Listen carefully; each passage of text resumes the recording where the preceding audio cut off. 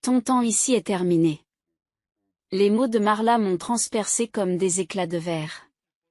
Son regard d'acier rencontra le mien, froid et inébranlable.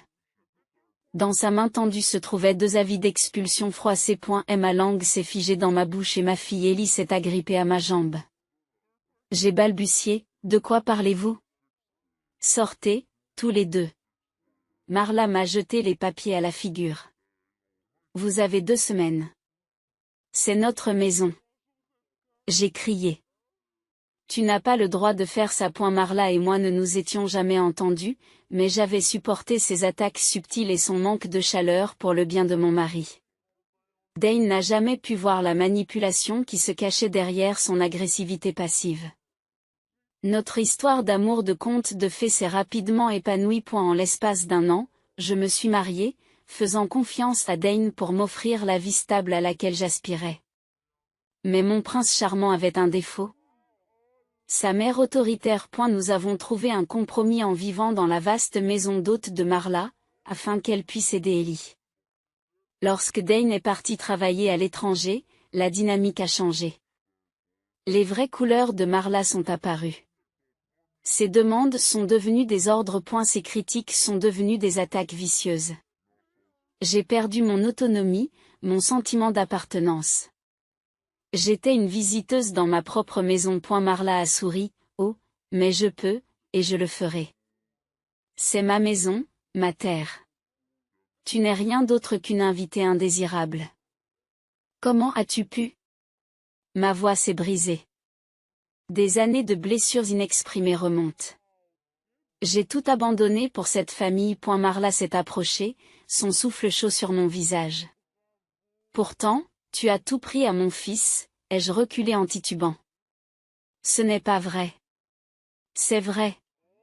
Tu l'as séduit en l'éloignant de moi, tu l'as retourné contre sa propre mère. Toi et ta progéniture n'avaient rien à faire ici. Ellie se mit à pleurer, serrant ma jambe plus fort. La rage et l'impuissance s'entrechoquaient en moi. Nous restons, dis-je fermement. Dane ne le permettrait jamais. Il nous aime. Quelque chose de sinistre brilla dans les yeux de Marla. Nous verrons bien. Elle monta en trombe à l'étage, ses pas résonnant au-dessus d'elle. Je m'effondrai sur le sol, Ellie se blottissant sur mes genoux. Mon esprit s'emballa face à la cruauté soudaine de Marla. Avais-je manqué des signes au fil des ans? Y avait-il des indices montrant qu'elle détestait mon existence même? J'ai pensé aux commentaires désobligeants, aux manipulations de culpabilité et à l'affaiblissement de mon rôle de parent. Oui, les indices étaient là depuis le début. C'est juste que je ne me suis pas permis de les voir, aveuglé par l'espoir et la confiance. Le lendemain matin, je me suis réveillé déterminé à mettre fin au plan de Marla. Avec Dane à l'étranger pour 6 mois de plus, je devais protéger cette maison moi-même. Pendant qu'Ellie dormait, j'ai marché jusqu'à la maison principale sous la lumière grise de l'aube. J'ai tapé le code avec des doigts tremblants. Un voyant rouge s'alluma. Accès refusé. Elle a changé les serrures. Je me suis précipité vers la porte latérale du garage. Elle était fermée à clé. La porte arrière aussi. Elle m'avait enfermé dehors pendant la nuit, comme un chien errant. Paniqué, j'ai couru jusqu'à la porte d'entrée et j'ai composé le numéro de Dane. Tout ce que j'ai obtenu, c'est un message automatique disant qu'il n'était pas disponible. J'ai appelé encore et encore. Je n'ai rien obtenu. La vérité s'est infiltrée dans mes veines comme de la glace. Marla avait planifié cela méticuleusement. Elle avait coupé mes liens, s'assurant que ses actions ne soient pas découragées. J'étais complètement seule. Mes cris tombaient dans l'oreille d'un sourd alors que les éclairs déchiraient les nuages noirs et meurtris. Les premières grosses gouttes de pluie commencèrent à tomber. J'ai couru jusqu'à la maison d'hôte, ma fine chemise de nuit trempée et collante. Ellie était réveillée, ses yeux effrayés cherchaient des réponses dans les miens. J'y ai vu le reflet de ma propre impuissance. À ce moment-là, en fixant les yeux de ma fille innocente, une détermination sans faille s'est emparée de moi. Je ne nous laisserai pas finir dans la rue. Il devait bien y avoir de l'aide, quelqu'un capable de déjouer les plans vicieux de Marla. Je me battrais bec et ongles pour protéger Ellie. Alors que le tonnerre grondait à l'extérieur, j'ai serré Ellie dans mes bras. Quoi qu'il en coûte, j'ai juré en silence que justice serait faite. La tempête a fait rage toute la nuit, nous enfermant, Ellie et moi, à l'intérieur de la maison d'hôte. À l'aube, les serrures n'avaient pas changé. Marla avait clarifié sa position. Nous étions des intrus. Mon téléphone bourdonna d'un message de sa part. Viens chercher tes affaires. Vous avez 1 heure. En portant des valises, Ellie et moi nous sommes précipités sous la pluie battante. Marla se tenait devant la porte d'entrée ouverte, nous observant avec des yeux étroits. Ma boîte à bijoux? Demandai-je alors qu'elle me suivait d'une pièce à l'autre. L'ordinateur portable de Dane? Ce n'est pas à toi de le prendre, a-t-elle dit. Je me suis retournée. Tu ne peux pas nous voler nos affaires. Et tu ne peux pas voler mon fils, a-t-elle crié. Prends ce qui te revient et sors. Je voulais la gifler. Mais les yeux effrayés d'Ellie m'ont arrêté. Nous avons travaillé dans un silence tendu. La présence de Marla était suffocante. Quand j'ai attrapé une photo de famille, Marla me l'a arrachée. Tu as perdu le droit de l'exposer quand tu m'as volé mon fils. A-t-elle ricané. Je n'ai pas volé Dane. J'ai pleuré. Nous sommes tombés amoureux. Ah, dit-elle en regardant Ellie qui se recroquevillait derrière moi. Tu as manigancé pour tomber enceinte et le piéger. Admets-le. Comment oses-tu? Lui répondis-je. Tu es monstrueuse. Marla s'est rapprochée, le regard enflammé. Sors avant que je ne te jette dehors moi-même. Mes mains tremblaient, j'avais envie de la griffer. Au lieu de cela, j'attrapai Ellie dans les derniers sacs. Marla nous suivit jusqu'à l'entrée. Si je te surprends encore ici, j'appelle la police, dit-elle. Tu me dégoûtes. Elle a claqué la porte avec fermeté. L'écho s'est répercuté dans mes os. Qu'est-ce qu'on fait maintenant, maman? Gémit Ellie. On va trouver une solution, ma chérie. Je caresse ses cheveux mouillés. Ma détermination se durcit. Il devait bien y avoir de l'aide quelque part. Nous descendîmes péniblement la longue allée. Le portail s'est refermé derrière nous avec une finalité assourdissante. Je n'ai pas réalisé où nous allions jusqu'à ce que nous nous trouvions à l'arrêt de bus. Il n'offrait que peu d'abri contre la pluie mordante. Une femme âgée nous a regardés sous son parapluie. Marla, tu vas bien, ma chérie? J'avais envie de pleurer et de crier. Au lieu de cela, j'ai dit calmement que nous allions bien, merci. Je ne voulais pas accabler des étrangers avec mes problèmes. Je pouvais certainement m'en sortir. Le bus s'est arrêté en sifflant. Alors que nous montions à bord, le chauffeur a dit, pas de gens trempés dans mon bus. Je me suis figée. S'il vous plaît, nous n'avons nulle part ailleurs. Les règles sont les règles, madame. Maintenant, descendez. La porte s'est refermée. Ellie gémit à nouveau. Ma façade stoïque se fissura. Nous étions trempés et sans abri à cause de la cruauté de Marla. Nous avons marché pendant une éternité, semblait-il. Mes talons détrempés me donnaient des ampoules aux pieds. Les pas d'Ellie ralentissaient. Finalement, je l'ai porté. Mes bras me brûlaient. La pluie s'est transformée en bruine lorsque nous avons atteint le centre-ville. Mes chaussettes étaient râpées par les gravillons. L'épuisement et la faim me tenaillaient. Mais j'ai tenu bon, évitant les regards critiques des passants. Finalement, je me suis couché sur le banc d'un arrêt de bus, Ellie se recroquevillant à mes côtés. Je tremblais et j'étais vaincue, bloquée dans cet endroit étrange et sans cœur. Soudain, le banc s'est mis à trembler et quelqu'un s'est installé lourdement à côté de nous. Un grand barbu qui empestait l'alcool. Je me décalai, protégeant Ellie. Il me lorgnait. Dure nuit, ma chérie. Je peux te faire sentir très bien. Il a fait des gestes grossiers. Le dégoût et la rage m'ont envahi. À ce moment-là, j'ai détesté Marla de toutes les fibres de mon être. Elle nous avait réduits à cela.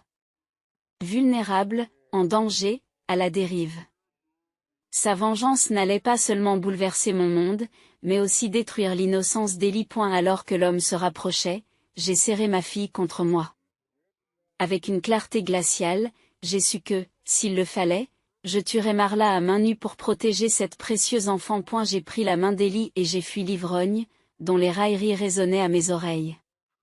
Mes jambes tremblaient et les larmes brouillaient ma vision, mais j'ai continué à courir jusqu'à ce que l'arrêt de bus soit hors de vue. Je me suis effondrée sur un banc à l'extérieur d'un café. Ellie a grimpé sur mes genoux. Son petit corps tremblait de sanglots qui me brisaient le cœur. Pourquoi les gens sont-ils si méchants, maman? Je lui ai caressé les cheveux, une boule montant dans ma gorge. Je ne sais pas, ma chérie, mais tout ira bien. Elle m'a regardé avec les yeux confiants de Dane. J'y ai vu le reflet de mon sang-froid qui s'effilochait.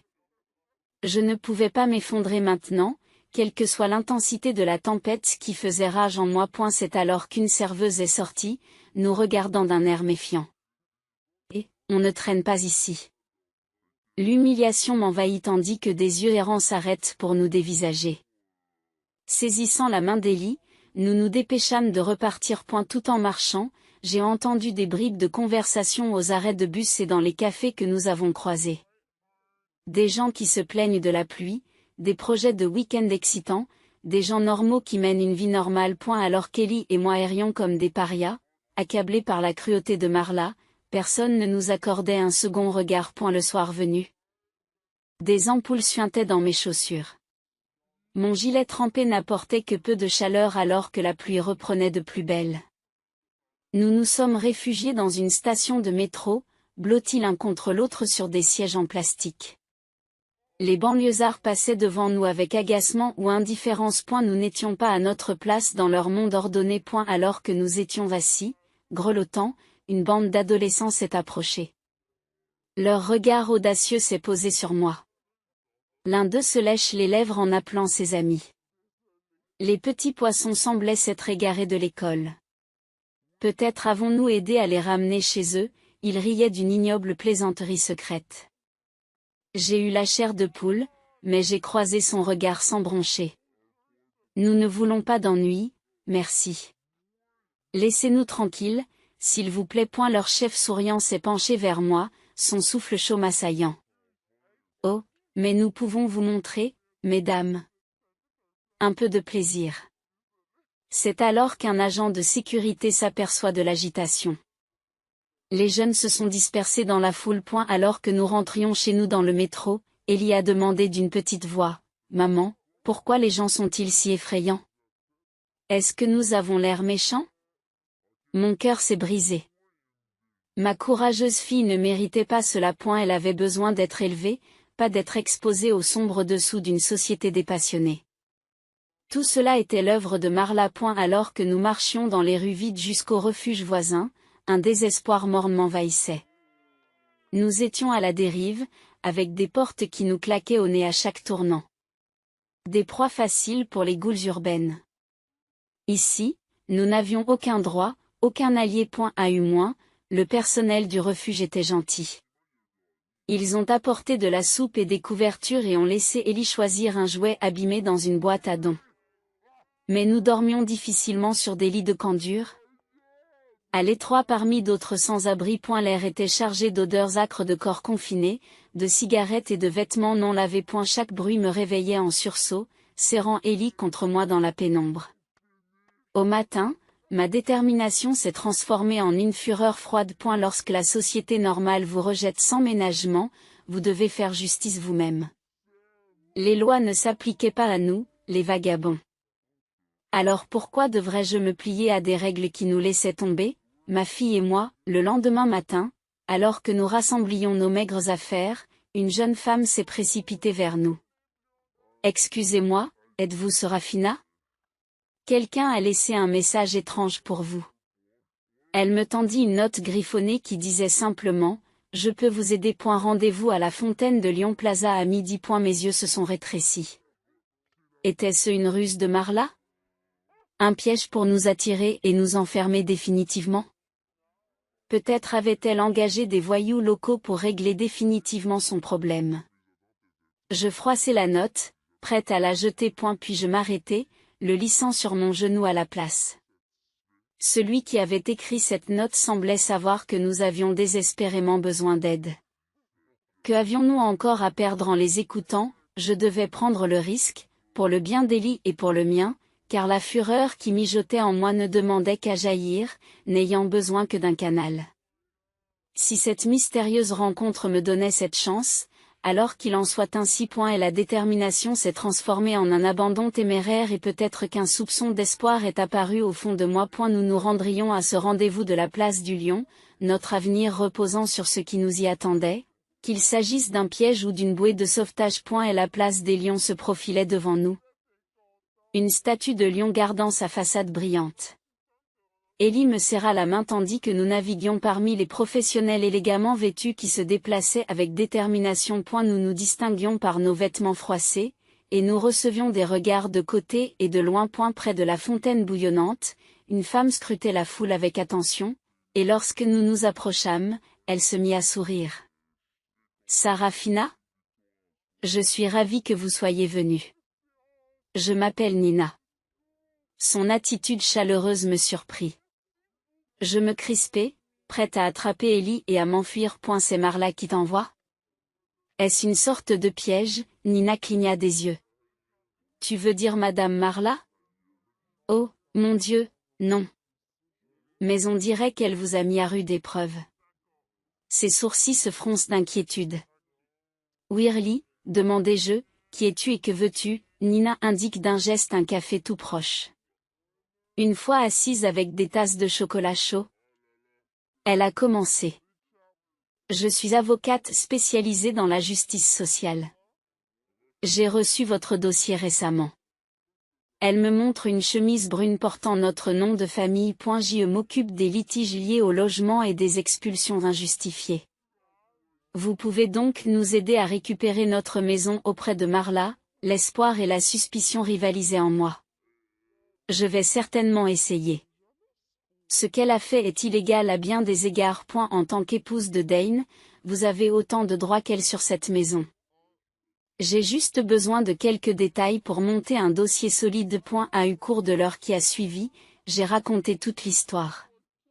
Des années d'abus subtils, le sentiment de ne pas être le bienvenu dans ma propre maison, Élie et moi chassés et mis à l'écart comme des criminels. L'indignation de Nina grandit. C'est absolument répréhensible. Ne t'inquiète pas. Je me battrai bec et ongles pour toi. Cette horrible femme a besoin d'un rappel à l'ordre. Laissez-moi vous aider à obtenir justice. Son soutien véhément m'a semblé étranger après des jours d'indifférence de la part de la société. Je me suis surprise à hocher la tête et à accorder une confiance timide à cette étrangère au tempérament de FEU.ET. Maintenant, je me suis demandé ce qu'il en était. Avons-nous une chance décente contre les avocats de Marla? Plus que décente, a déclaré Nina. J'ai fait quelques recherches sur Madame Marla. Savais-tu qu'elle était accusée de fraude fiscale et de détournement de fonds de pension? Je suis restée bouche bée lorsqu'elle m'a montré des articles détaillant les activités financières douteuses présumées de Marla. Cela nous donne un sérieux avantage, poursuit Nina. Je propose que nous forcions la médiation pour récupérer l'accès à votre maison le plus rapidement possible. Puis que nous demandions un dédommagement financier complet pour ces dernières semaines. Marla vous doit beaucoup. Mon esprit s'emballe. L'espoir et la soif de vengeance s'entremêlaient en moi. Nina m'a pris la main. Je ne me reposerai pas tant que justice n'aura pas été rendue.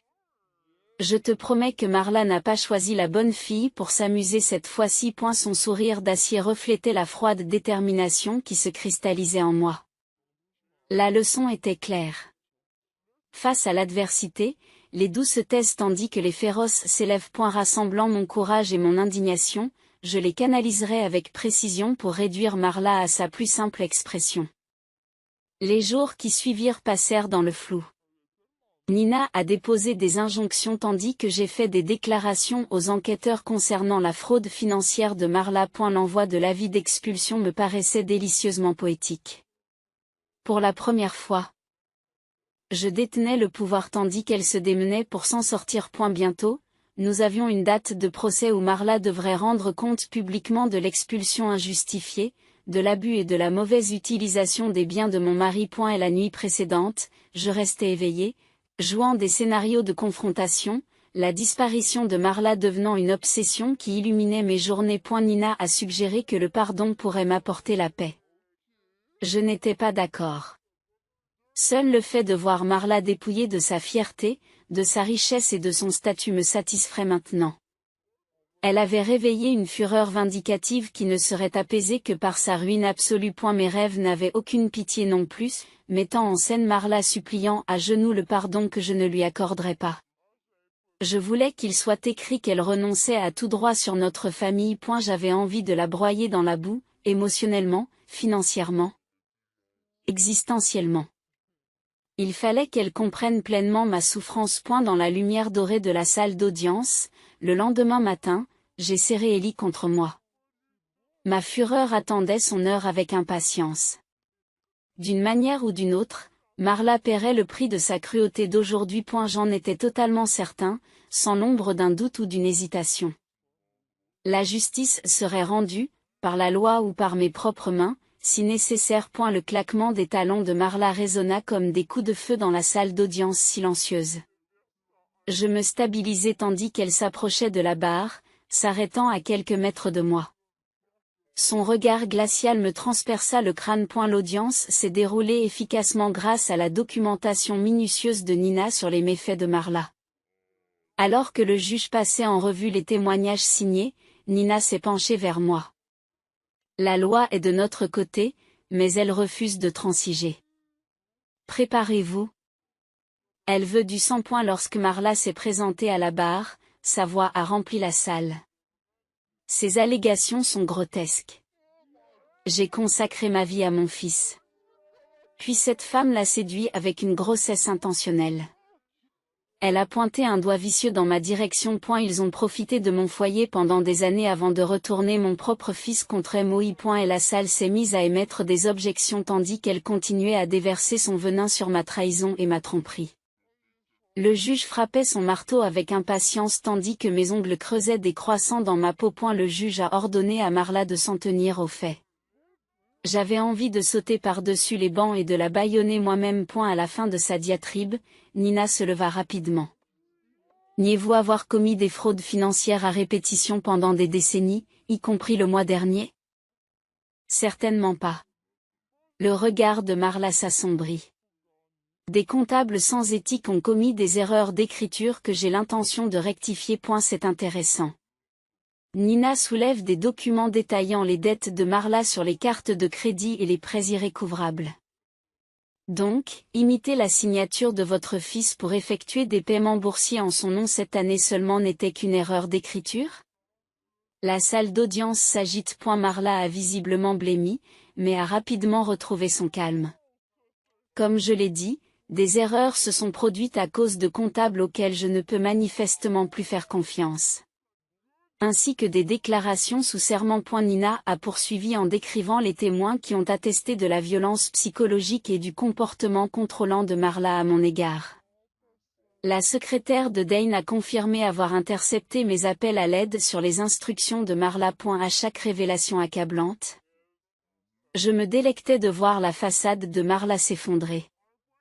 Ses doigts s'inquiétaient continuellement des perles qu'elle portait à la gorge. Sous le poids des faits, sa toile de mensonges s'effondrait brin par brin. Enfin, Nina a conclu en attestant que l'expulsion elle-même était illégale pour de multiples raisons. À la fin des plaidoiries, une tension palpable étouffait la salle. Lorsque le gravier a frappé, mon cœur a fait un bond.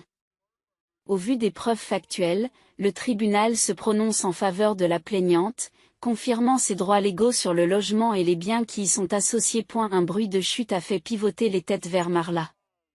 Des perles s'éparpillaient sur le sol, là où elle avait arraché son collier avec fureur.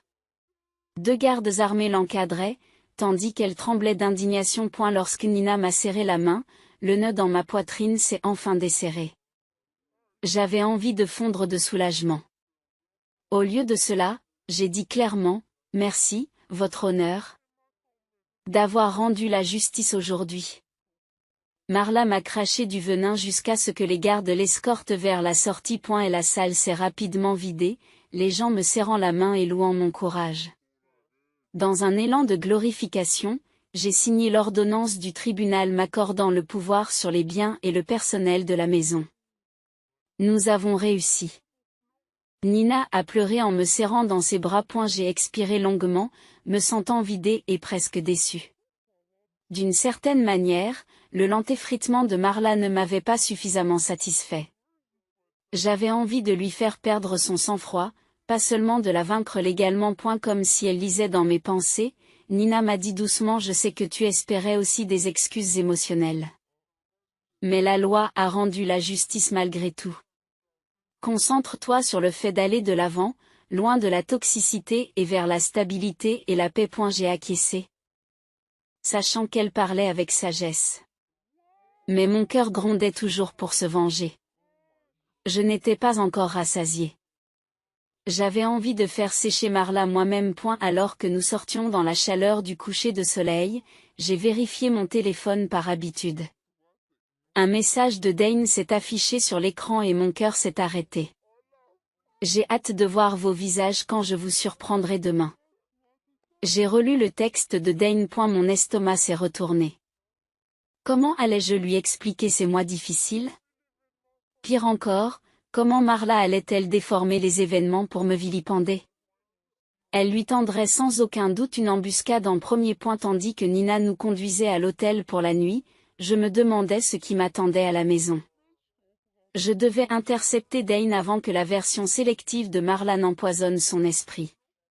À l'aube, j'étais une boule de nerfs faisant les 100 pas dans la modeste chambre. Et la journée d'aujourd'hui allait permettre de tester les limites de la dévotion de Dane. Notre mariage pouvait-il résister aux manœuvres de sa mère? Il connaissait sûrement mon esprit, mon engagement inébranlable qui transcendait la laideur de ces derniers temps. Mon téléphone a reçu un message nous convoquant d'urgence à la maison pour discuter d'incidents récents. Mon cœur s'est effondré. Mes soupçons se sont confirmés. Marla s'était déjà emparée de mon mari à son insu. Le trajet jusqu'à la maison s'étire à l'infini. Je répétais les défenses contre les attaques imaginées. Ellie somnolait, inconsciente du nid de vipères qui nous attendait. Enfin, les imposantes portes en fer de Marla s'ouvrirent. Des souvenirs, tendres, tempétueux et traumatisants, inondèrent mes sens. Dans le hall d'entrée se tenait Dane, usé par le voyage mais entier. Nos yeux se sont croisés.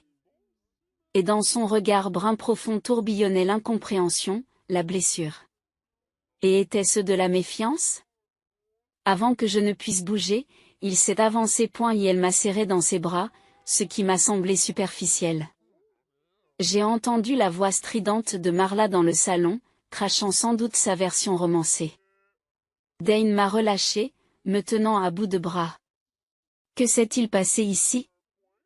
Maman a dit, enfin, elle a déité. Et la confusion s'est emparée de son beau visage, autrefois épargné par les doutes. J'ai ouvert la bouche, mais Marla a surgi, spectre imposant en soie noire.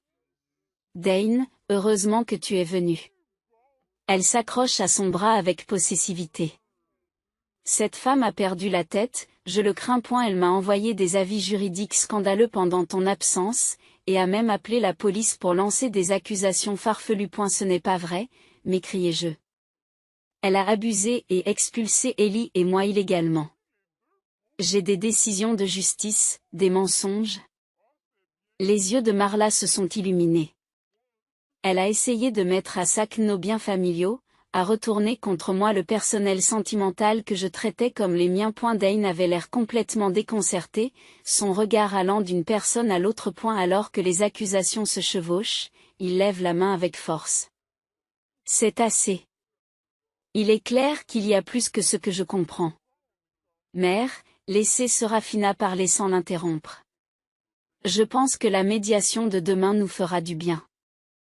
J'ai expiré de soulagement. L'intégrité de Dane s'est manifestée malgré les jets de boue. Cependant, son attitude distante qui s'ensuivit me piqua cette nuit-là. Nous avons dormi dans des chambres d'amis séparées, car il insistait pour que nous restions impartiaux pour le moment. L'idée que le poison de Marla puisse s'infiltrer dans les moindres recoins de notre mariage m'a retourné les tripes. Le lendemain soir, Dane nous a réunis dans le bureau lambrissé de bois de rose. Marla était assise, le visage impassible, trop rongé et les yeux bandés. Son regard promettait la vengeance. J'ai exposé notre cas calmement, puis j'ai présenté des documents corroborant les événements, des rapports de police, des témoignages, y compris ceux d'anciens employés que Marla avait licenciés. À chaque trahison révélée, son expression se figeait davantage. Pourquoi le tribunal s'est-il prononcé en faveur de Serafina si ces accusations n'étaient pas fondées, mère demanda finalement Dane. Marla balbutia vainement, mais les insultes vicieuses se tarirent sous son regard scrutateur. J'ai conclu doucement en faisant preuve d'empathie à l'égard des liens familiaux qui se brisent sous la contrainte. Des appels à la réconciliation ont été lancés, mais Marla les a rejetés d'un revers de main. Dane a passé une main lasse sur ses yeux. Je vois suffisamment de preuves pour comprendre qu'une injustice flagrante s'est produite en mon absence. Il me prit alors la main. Comme un baume sur mon esprit meurtri. Marla se leva, livide. Tu choisirais cette femme plutôt que ta propre mère. Elle a ensorcelé ton esprit. Dane la regarda fixement. Il n'est pas question de choisir une équipe ici. J'agis simplement sur la base de faits et de principes que nous devrions tous respecter. Sa moralité inébranlable a tempéré le désir de vengeance qui persistait dans mon cœur. Au lieu de cela, la grâce y a pris racine. Notre nouvelle vie s'est épanouie sans l'ombre de Marla. Ses appels contre les décisions de justice ont échoué à plusieurs reprises. Avec l'argent récupéré de ces années de tromperie financière, j'ai nourri des rêves pour Lorne dans l'air vicié. Ellie s'est épanouie grâce au mentorat affectueux de Dane. 6 mois paisibles se sont écoulés avant que l'inspecteur Maurice ne sonne un matin. Marla avait fait une overdose de médicaments mélangés à de la vodka. Sa note d'adieu ne laissait aucun doute sur le fait qu'elle avait l'intention de dévaster Dane. Un dernier plan de vengeance d'outre-tombe. Dane a pleuré sur son portrait. Je n'ai pas versé de larmes, ne ressentant que le soulagement de savoir que les efforts qu'elle avait déployés tout au long de sa vie pour détruire notre bonheur l'avaient finalement détruite à sa place. J'ai laissé tomber le téléphone, le choc se répercutant en moi. Marla était morte, par choix. La pièce bascula lorsque je m'enfonçai dans une chaise, me serrant contre un froid étrange.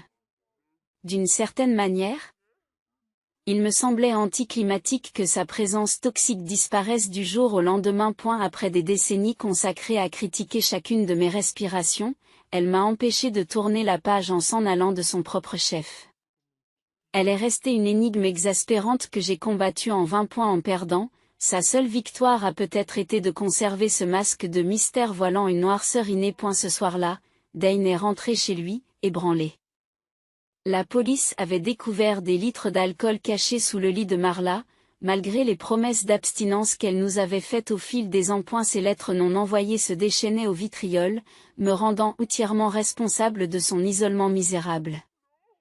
Même de l'autre côté de la tombe, elle rejetait la faute sur le bouc émissaire qu'elle avait choisi. J'aurais dû ressentir de la fureur ou de la frustration. A eu lieu de cela. Une profonde tristesse pour la générosité gaspillée m'a envahi. Malgré les efforts de Marla pour éclipser mon esprit, elle n'avait fait qu'éclipser le sien. Des semaines se sont écoulées dans l'hébétude, à aider Dane à s'occuper de sa succession. Je craignais que sa mort ne creuse un fossé irréparable entre nous. Mais elle nous a apporté des révélations qui ont resserré nos liens. Dane a examiné les opérations bancaires et a découvert que Marla avait détourné des sommes considérables des entreprises familiales pendant des années. Elle l'avait trompé jusqu'aux montants exacts figurant sur les relevés des fonds fiduciaires.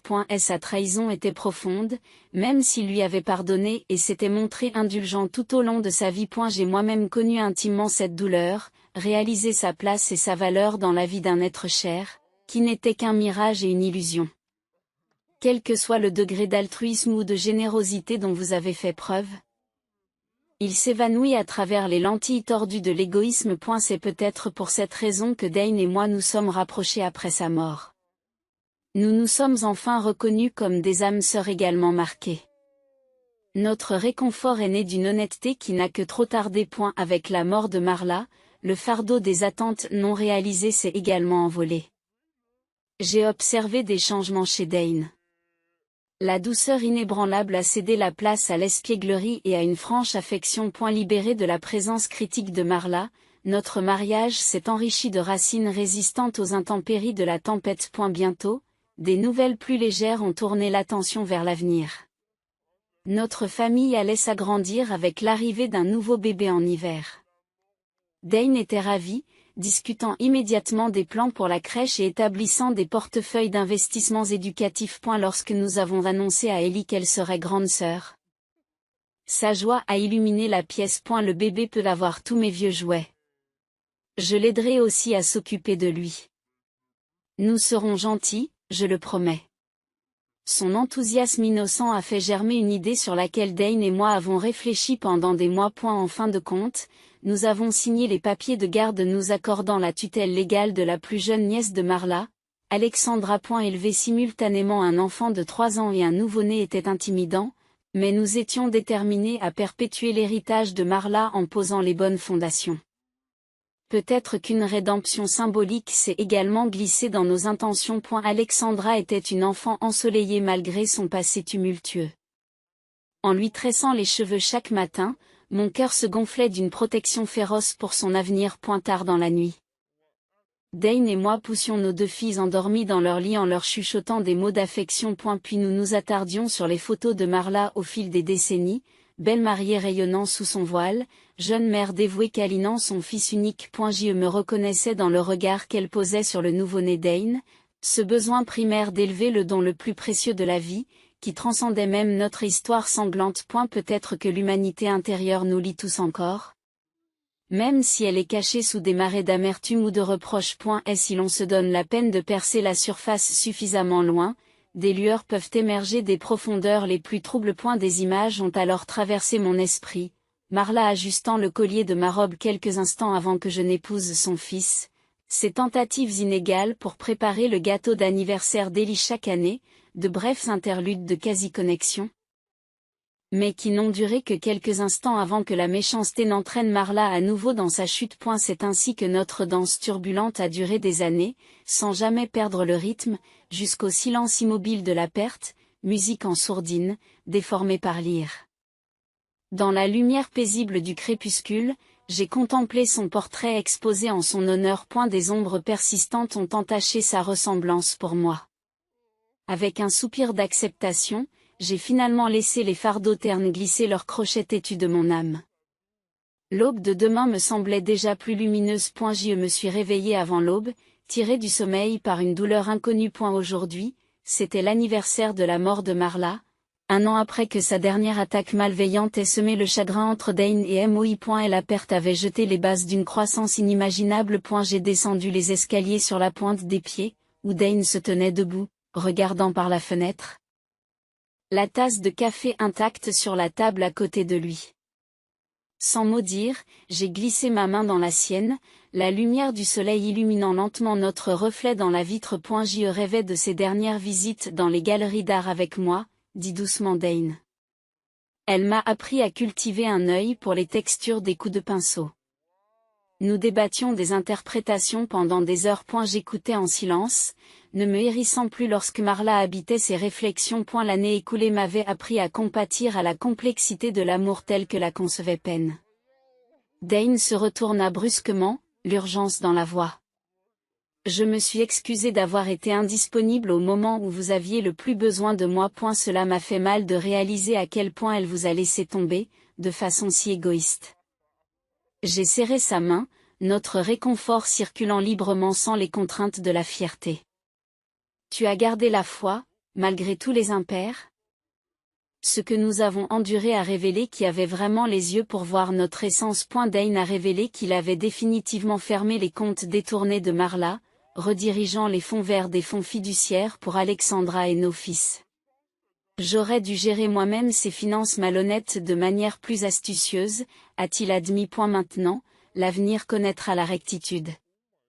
Au fur et à mesure que nous parlions, une nouvelle perspective se dessinait, un air cristallin offrant une vue claire à des yeux perçant le voile, une topographie transformée de la vulnérabilité comblant les distances qui isolent. Et la journée s'est déroulée paisiblement, la maison remplie des rires d'Alexandra tandis qu'Ellie installait sa nouvelle poupée. Le soir, la solennité voilait à nouveau les yeux de Dane dans le restaurant préféré de Marla. Et la rançéure avait-elle entaché notre souvenir?